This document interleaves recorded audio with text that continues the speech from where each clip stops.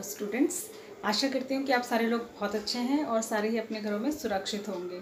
Welcome to my YouTube channel Kiran Aadi Shiksha. यहाँ पर हम स्टडी कर रहे हैं एनसीईआरटी क्लास 9 का चैप्टर 10 जिसका नाम है सर्कस। इसकी 4 एक्सरसाइजेज मैं पहले करा चुकी हूँ, 5th एक्सरसाइज रनिंग है। अगर आपने वो प्रीवियस एक्सरसाइजेज नहीं देखी हैं तो आप फटाफट से चैनल को सब्सक्राइब कीजिए। वहाँ पर मैंने एक 9th क्लास की प्लेलिस्ट बना के रखी है, आप उसमें जाइए और उसमें जाकर आप सारे प्रीवियस वीडियोज़ को देख सकते हैं और घर बैठे लॉकडाउन में आसानी से अपनी स्टडीज़ को कंटिन्यू कर सकते हैं। इसके अलावा क्लास 6 to 10 सारे ही क्लासेस के लिए मैथ्स की वीडियोस वहाँ पर उपलब्ध हैं जिनका फ़ायदा आप ले सकते हैं। हम आगे बढ़ते हैं। मैंने इसमें आपको जो है 5 क्वेश्चंस बता दिए थे। हम 6 क्वेश्चन पे आते हैं। मैं आपको क्वेश्चन समझा दूंगी। Question number 6 exercise number 10.5।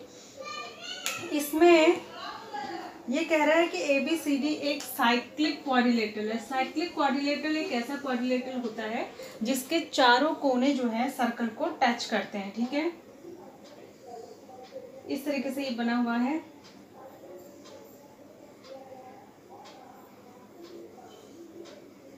बाकी आप देख लीजिएगा, आपके पास बुक होगी, बुक में आप बुक को जरूर अपने पास रखें। जब भी आप कोई वीडियो देखकर क्वेश्चंस को सॉल्व कर रहे हैं या समझ रहे हैं तो बुक भी आपके पास होनी चाहिए जिससे कि आपको समझ में भी आए। क्योंकि मैं क्वेश्चन यहाँ पर लिख नहीं रही हूँ, मैं आपको समझा दूंगी। ठीक है, क्वेश्चन लिखने में काफ़ी टाइम वेस्ट होगा इसलिए मैं क्वेश्चन को लिख नहीं रही हूँ। ठीक है, 70। ठीक है, तो इसमें जो गिवन है मैं आपको बता देती हूँ। गिवन क्या है? ABCD एक साइक्लिक क्वाड्रिलेटरल है। ठीक है, ABCD is a cyclic quadrilateral, cyclic quadrilateral है। ठीक है, और यहाँ पर एक चीज दी हुई है, वेयर, जो जो दिया हुआ है हम लिख लेते हैं। वेयर एंगल DBC, ठीक है, ये दिख रहा है आपको DBC is equal to 70 degree आपको गिवन है। ठीक है, एंगल BAC इक्वल टू आपको 40 डिग्री गिवन है। ठीक है, और साथ में एक चीज और आपको गिवन है कि AB equal to BC and AB equal to BC। ये जो दो साइड्स है ना AB और BC, ये इक्वल है। ठीक है, तो आपको फाइंड क्या करना है? टू फाइंड करना है आपको एंगल BCD,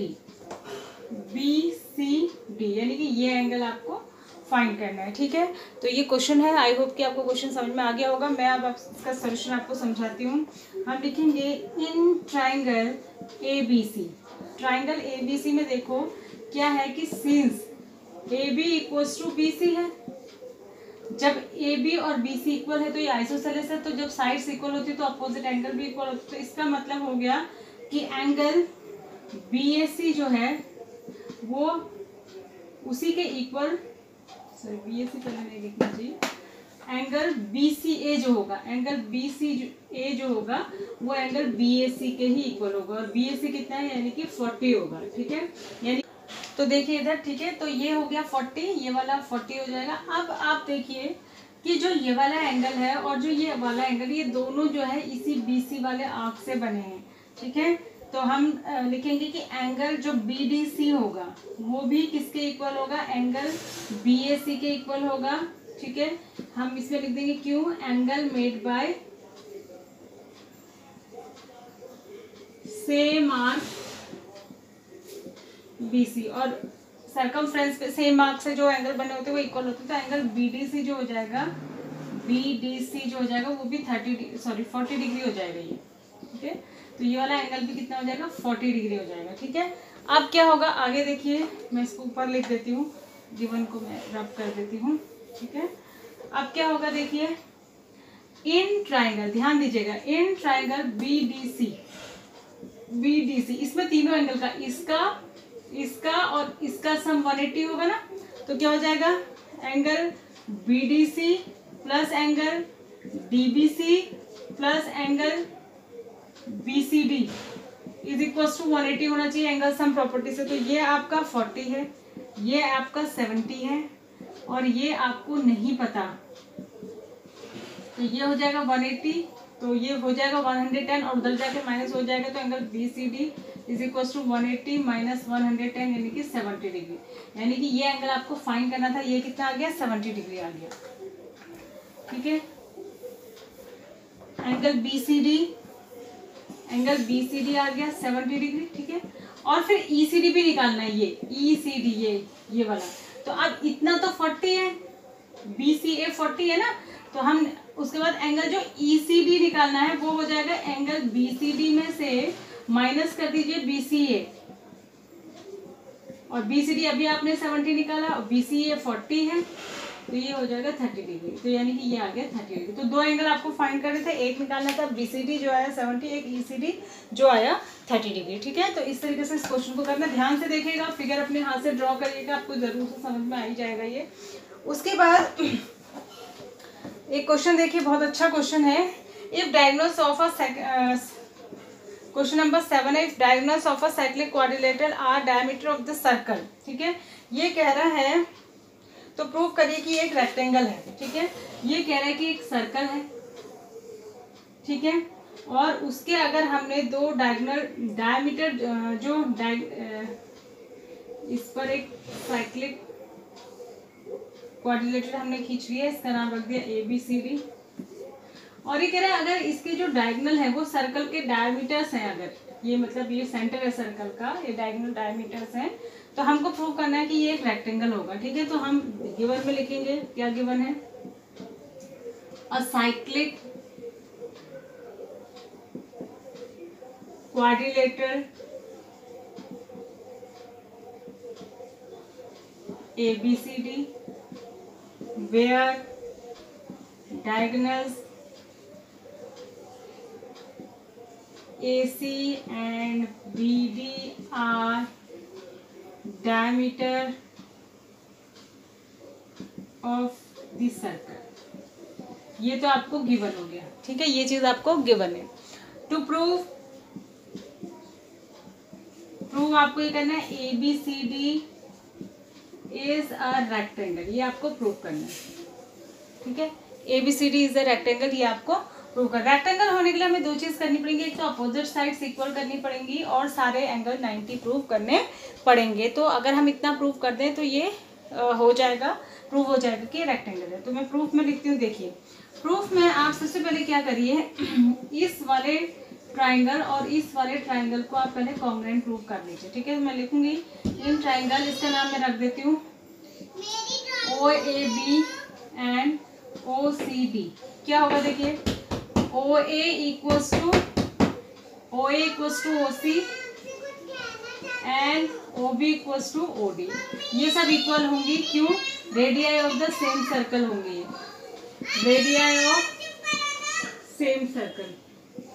ठीक है, तो ये इक्वल होंगे, और ये एंगल्स वर्टिकल अपोजिट, इसको मैं 1 लिख देती हूँ, इसको 2, तो वर्टिकल अपोजिट हो जाएंगे। एंगल 1 इक्वल्स टू एंगल 2, क्यों, vertical opposite angles, vertical opposite angles. और जब ये इक्वल हो जाएगा तो SAS से बाई SAS क्या हो जाएगा, triangle OAB is congruent to triangle OCD। और जब ये कॉन्ग्रुएंट हो जाएगा तो क्या हो जाएगा, ये इक्वल्स टू इसके हो जाएगा CPCT से। तो it implies that AB equals to CD by CPCT। ठीक है, और जब ये अपोजिट साइड इक्वल कर दिया, एक पेयर अपोजिट साइड का इक्वल कर दिया, आपको दिख रहा है। ठीक है, एक पेयर इक्वल हो गया। अब दूसरे पेयर के लिए आप सिमिलरली लिख देंगे। ठीक है, आप लिखेंगे सिमिलरली वी कैन प्रूव, इसी तरीके से हम ये भी प्रूव कर सकते हैं कि BC इक्वल्स टू AD। अब हमने पेयर ऑफ अपोजिट साइड्स तो इक्वल प्रूव कर दिए, अब हमें क्या चाहिए, एंगल्स सारे 90 चाहिए। तो आपको पता है कि जो डायमीटर जो है, डायमीटर से बना हुआ जो सेमी सर्कल पर एंगल होता है वो हमेशा 90 होता है। ठीक है, तो ये भी डायमीटर है, तो इससे दो एंगल बने, एंगल A और एंगल C, और इस डायमीटर से दो एंगल बने, एंगल B और एंगल D, तो ये सब 90 होंगे। तो हम लिखेंगे angle A is equals to angle B is equals to angle C is equals to angle D equal to 90। Cause लिखेंगे ब्रैकेट में, angle made by the diameter on semicircle, diameter से सेमी सर्कल पे बने हुए angle जो होते हैं वो क्या होते हैं, हमेशा 90 होते हैं। तो यहाँ पर हमने जो निकाला था इक्वेशन 1, इसको लिखेंगे इक्वेशन 2 और इसको लिखेंगे इक्वेशन 3। तो हम लिखेंगे ऑन कंबाइनिंग इक्वेशन 1, 2 एंड 3, जब हम तीनों बातों को कंबाइन कर दें, एक तो अपोजिट साइड्स इक्वल और सारे एंगल 90, तो by combining equation 1, 2 and 3 we find that कि ABCD इज अ रेक्टेंगल। ठीक है, तो आई होप कि आपको ये क्वेश्चन समझ में आया होगा, अच्छा क्वेश्चन है। एक क्वेश्चन हम और डिस्कस कर लेते हैं और उसके बाद हम वाइंड अप करेंगे। क्वेश्चन नंबर अगला क्वेश्चन है, बहुत इंपॉर्टेंट और अच्छा क्वेश्चन है। If the non parallel sides of a trapezium are equal prove that it is cyclic. ठीक है, ये कह रहे हैं अगर किसी ट्रेपेजियम की, ठीक है, ये है ट्रेपेजियम ऐसा होता है, इसमें दो साइड्स नॉन पैरेलल होती हैं और दो साइड्स पैरेलल होती है। ठीक है, ये और ये पैरेलल है और ये नॉन पैरेलल है। तो ये कह रहा है कि अगर non parallel side of a trapezium are equal, ठीक है, अगर इसकी नॉन पैरेलल साइड्स ये इक्वल्स टू ये है, तो हमको ये प्रूव करना है कि ये साइक्लिक है। साइक्लिक के लिए क्या प्रूव करना पड़ेगा, जो साइक्लिक कोरिलेटेड होता है उसके अपोजिट एंगल का सम हमेशा क्या होता है, 180 होता है। मतलब angle A plus C equals to 180 और angle B plus D equals to 180 हमको प्रूव करना पड़ेगा। तो हम लिखेंगे गिवन में a trapezium ABCD where AD equals to BC। ऐसा क्यों लिखा मैंने, क्योंकि उसने दिया है कि जो नॉन पैरेलल साइड्स हैं वो इक्वल है। ठीक है, टू प्रूव क्या करना है कि ABCD इज साइक्लिक। इसका मतलब ये हुआ हमें कुल मिला के ये प्रूव करना है कि A plus angle C equals to 180 और angle B plus angle D equals to 180। दूसरे वर्ड्स में हमको ये प्रूव करना है। ठीक है, साइक्लिक का मतलब हमको ये प्रूव करना है। तो अब हम लिखेंगे पहले आप कंस्ट्रक्शन लिखेंगे। कंस्ट्रक्शन में आप लिखेंगे draw BE parallel to AD। ठीक है, BE हमने B से एक लाइन BE ड्रॉ कर दी जो कि AD के पैरेलल हो। अब क्योंकि ये तो इसके पैरेलल दी थी और ये इसके पैरेलल हो गई, मतलब हमने कंस्ट्रक्शन से ड्रॉ करी, तो जब दोनों पेयर ऑफ अपोजिट साइड्स जो है पैरेलल होती हैं तो वो एक पैरेललोग्राम हो जाता है। तो it implies that ABED is a parallelogram by construction. ठीक है, बाय कंस्ट्रक्शन से हमने जो है इसको एक पैरेललोग्राम प्रूव कर दिया। जब पैरेललोग्राम प्रूव कर दिया तो एंगल, ये पैरेललोग्राम के अपोजिट एंगल्स इक्वल होते हैं, तो इसका मतलब ये हो गया कि angle A equals to angle E and angle B equals to angle D, ये हो जाएगा। ठीक है, एंगल B का मतलब ये वाला एंगल, B को मैं लिख देती हूँ ABE, एंगल AB, क्योंकि B में तो इधर वाला भी काउंट हो जाएगा, हमें सिर्फ इधर को ABE is equals to angle D। ठीक है, अब लेंगे हम इन ट्राइंगल BEC। ठीक है, अच्छा एक चीज और देखिए, जब ये पैरेललोग्राम हो गया, ठीक है, जब ये पैरेललोग्राम हो गया तो अपोजिट एंगल इक्वल हो जाते हैं। ठीक है, और अपोजिट साइड्स भी पैरेललोग्राम के इक्वल हो जाते हैं, तो साथ में क्या हो जाएगा कि AD is equals to BE हो जाएगा। ठीक है, AD is equals to BE हो जाएगा, लेकिन AD is equals to BE हो जाएगा और AD इज इक्वल्स टू, ये बाय कंस्ट्रक्शन हुआ। ठीक है, ये इसके इक्वल हो गया क्योंकि पैरेललोग्राम प्रूफ हो गया, और AD इक्वल्स टू BC ये गिवन था, ये उसने खुद ही दे रखा था कि AD जो है BC के इक्वल, AD BE के इक्वल हमने कंस्ट्रक्शन से करी, AD BC के इक्वल उसने खुद दे रखा था, तो ये इसके भी इक्वल है, ये इसके भी इक्वल है, तो इससे रिजल्ट ये निकलेगा कि ये दोनों आपस में इक्वल हो जाएंगे। तो इसका मतलब हो जाएगा कि BE is equals to BC। ठीक है, BE इक्वल्स टू BC, यानी कि ये इक्वल हो गई इसके। जब ये इक्वल हो गई तो ये वाला एंगल इज इक्वल्स टू इसके, तो angle 1 is equals to angle 2। ठीक है, तो it implies that angle 1 equals to angle 2। ठीक है, या एंगल 1 इक्वल्स टू 2, या इसको अगर आप वर्ड्स में लिखना चाहते हैं तो angle BEC is equals to angle C, ये एंगल इसके इक्वल हो जाएगा। ठीक है, अब देखिए आगे इसको रब कर रही हूँ।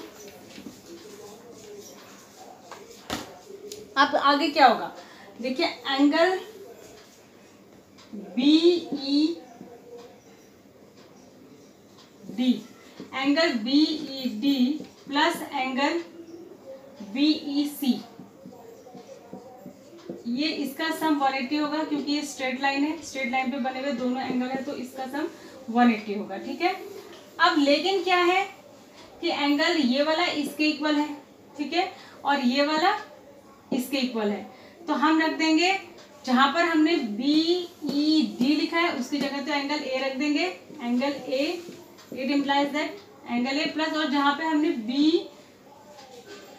BEC लिखा है उसकी जगह ये रख देंगे, angle C is equal to 180। कारण क्या लिखेंगे, क्योंकि एंगल जो A है वो एंगल BED के इक्वल है और जो एंगल C है वो एंगल BEC के इक्वल है, तो इसकी जगह ये रख दिया, इसकी जगह ये रिप्लेस, तो आ गया angle A plus angle C equals to 180। तो सिमिलरली वी कैन प्रूव कि angle B plus angle D equals to 180, और जब ये प्रूव कर दिया तो इसका मतलब क्या हो गया, जब अपोजिट एंगल्स जो है का सम 180 हो जाता है तो उसका मतलब वो क्वाड्रिलेटरल साइक्लिक है, तो it implies that ABCD is cyclic. ठीक है, तो आई होप कि ये क्वेश्चंस आपको समझ में आए होंगे, थोड़े से टफ हैं, कोई बात नहीं, आप ध्यान से इनको देखिए। Thanks for watching, God bless you.